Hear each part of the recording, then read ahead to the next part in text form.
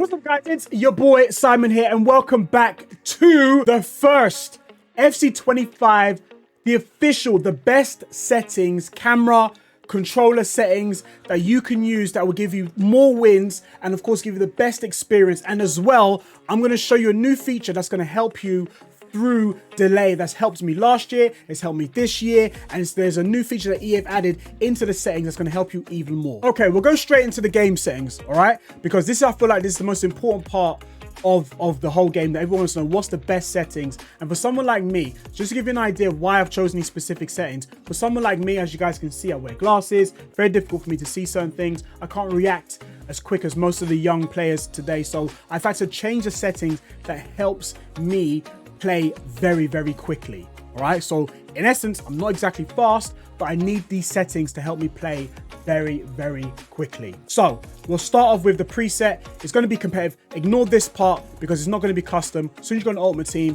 it's going to be auto shots and assist headers are going to be off. Shot assistant is going to be assisted. Time finishing is always on. All right, if you want to go from just a casual player to being like a pro, you got to put on timed finishing. Through pass is going to be on semi assisted. Lob pass is on semi. You can't go assisted on this one. You need some assistance. So the power is partially assisted, but the rest is up to you. So the through pass, the direction of the pass is down to you. The power is somewhat dependent on the game as well. It gives you a bit of assistance in that part as well. Okay, ground passes is completely assisted. Crosses is assisted. Lob pass is assisted. Now, pass receiver lock. Now, a lot of people have it on late. Last year, I had a bit of issue with delay. Then I changed it. I tested it, and I put an animation start. Now, remember, when there's delay, it's like, why isn't he controlling the ball when I'm telling him to control it, when I'm keeping the ball close to me? So it says I put it on animation start. The pass receiver is locked early and at the same time when the kicking animation begins. So why I did this one, and the word that gave it away that really hooked me in was early. Pass receiver is locked early. So as soon as the animation, the kicking animation begins, as in soon as I pass to him, the player receiver receiving the ball, the animation will start early. Yeah, so it beats the delay. Precision pass is normal. I think a lot of people have it on high. I see a few people playing around with high. No. Precision pass is normal. Clearance assistant I've had on directional. A lot of people have it on classic, which is from the old titles. I put on directional. But advanced defending, this came in from last year. I've kept it from last year. My muscle memory still knows how to do advanced defending. Advanced defending gives you the freedom to choose the type of tackle. So press X to attempt a standing tackle. Press A to attempt a shoulder challenge or a seal out. Pass block assistant is on. Auto switching.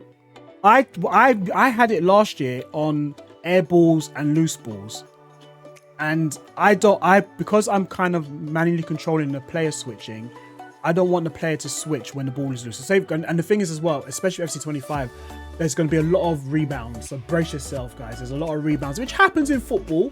Sometimes you kick the ball off someone, it may rebound. It's a lot of rebounds, but I don't want it to switch to someone who's not going to get the ball. I want to be in control. So I've put it on air balls only. Auto switching move assistance. I don't want the game to control that. I will do it. Nothing there. Right stick switching is classic. Now this is where I've gone a little bit different. I've gone ball relative.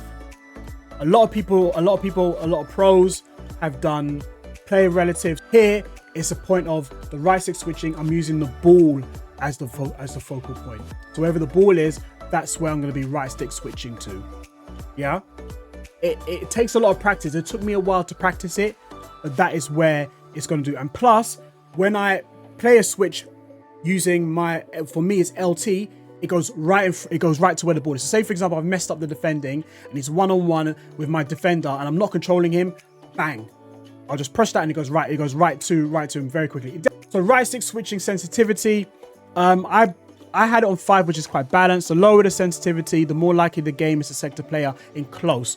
So if you are going to flick the switch, right stick switch is going to go to someone very close to the player or the ball in my perspective. But again, I kept it, if you want it on 10, depending on that, it will go even further away. So here it's like more manual. This one is kind of like assisted and it switches the play a little bit closer. But I've kept it on 6. If you want to keep on 5, then keep it on balance and then go into a game. If you don't like it, if you want it to be someone closer, 4 if you want a bit further away. 6 for me, 6 is fine. Next player switching, I've gone to classic. Classic is the best player to determine on various factors. So like I said, one of them the keeper, my defender's tracking him down. Switch to my defender. Goal side. This setting favors players on the goal side of the ball. So basically, the goal side of the ball is towards the goal. For example, I can't give you an example right now, or maybe I should. Actually, no, I can.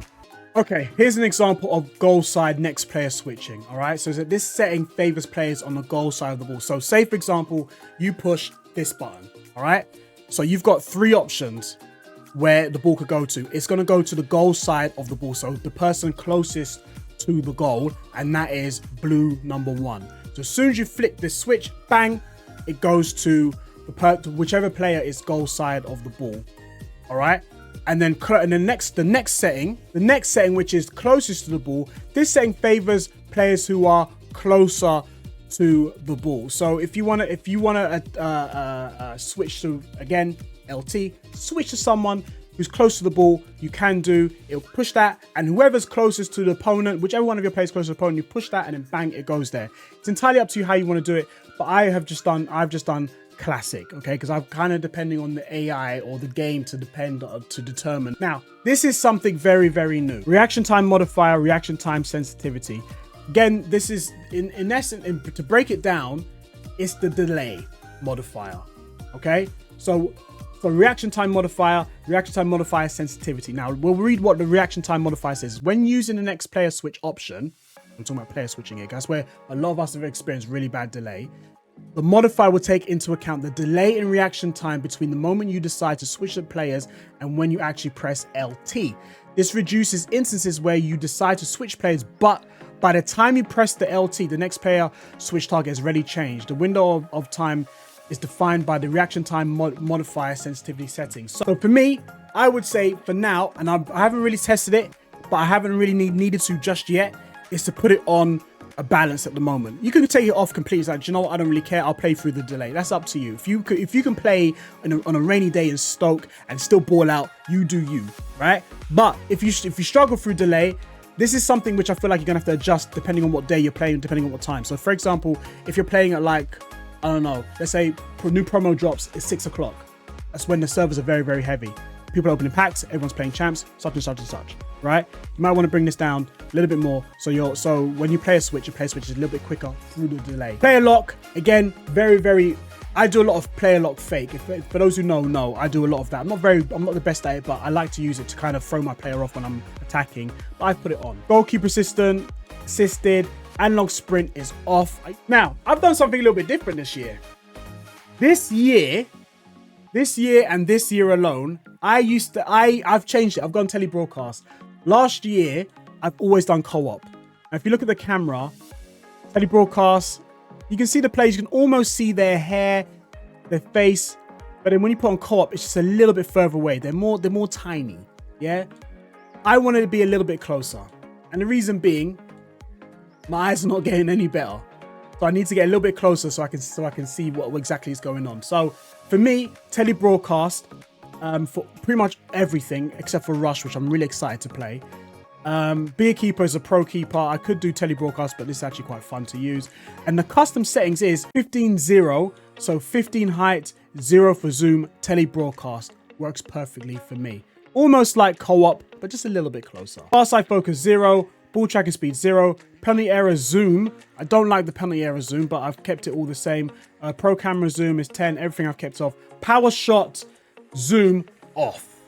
Because it's gonna annoy you, especially when your opponent does it all the time. It zooms in. This is EA. Get rid of this. Is no, for casuals is great, but no. And player HUD. I usually got a lot of indicator, but I put player name and indicator so I can see the player's name when I've got the ball as well. In terms of indicator, player name, player indicator, player name, player size is default. Player indicator fade off. Communication system, I kept it on. Play styles off.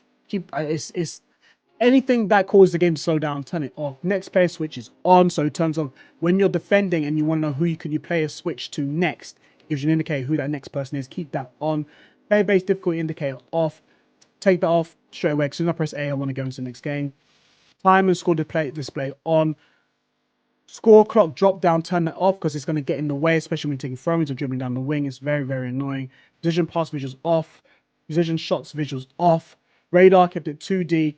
I've changed this, especially when there's a bit of delay. There's a lot of things. If you keep it on default, there are times where the touch, the map, the radar at the bottom of the screen will be the same color. Set it to something you like. I put blue because I like Chelsea. There's my team. And I put it as white because obviously it contrasting to the green, it's easier for me to see. Gamer tag indicator fade, and this is all just down to cosmetics if you want to keep that on. Connection monitoring, I put it on ping and connection. It's entirely up to you if you want to see what the connection is saying. To give you an idea, if there is delay, it's right there for you guys to see. And hypermotion overlays off, input overlay off, player performance widget off. Measurements, a default tactical chalkboard. I kept that on because I quite like that. Tactical suggestions, turn it off because again I've seen it I've seen it. So what it is, it's quite nice. It doesn't do anything, but if you're playing a game and the AI will tell you need to be a little bit more attacking, mate, we've done very, very well. Keep the ball. It's quite good if you want to see. It's nice little feature, but I've just turned it off. I know what to do. Don't worry. Yeah. Thank you very much for the suggestion, but I'm all right. And here are my buttons. My buttons are very different from everyone. I know a lot of you guys have been playing FIFA for a very, very long time. I have not. I've played pro predominantly for a certain amount of years, and I've kept the buttons the same. So these are my Pro Evo, now FC24 buttons, which I've kept. So through ball is X, lob is B, shooting is X, short pass is A, player run modify. So if I want to tell someone to go on the run, then it's literally LT. Finesse shot is RB, protect the ball LB, and sprint is RT. And goalkeeper, to bring out the goalkeeper, is Y. Tackling is B. So when I want to tackle a player, as I want to bring him back, pull him back, for example, when I'm chasing him, RB. Container player is A. Change player is LT, as I said before. Teammate contain is X, because obviously to contain and teammate contain, I want those two buttons to be next to each other. Jockey is LB, and to sprint, as per usual, is RT, and to obviously move player and tactical mentality, you can't make any changes to that. And that is it. Those are my settings going into FC25. I've played quite a few games. I've really enjoyed it. I'm going to be starting my RTG for the first time ever, doing well, not first time ever, but first time in like 3 or 4 years doing an RTG. It's going live on my Moorside GTV channel. Go and check that out, guys. I would love the support. And if you do like this video, don't forget to like and subscribe. Put the bell on so you know when this video does go live. And I'll see you at the next upload. Peace.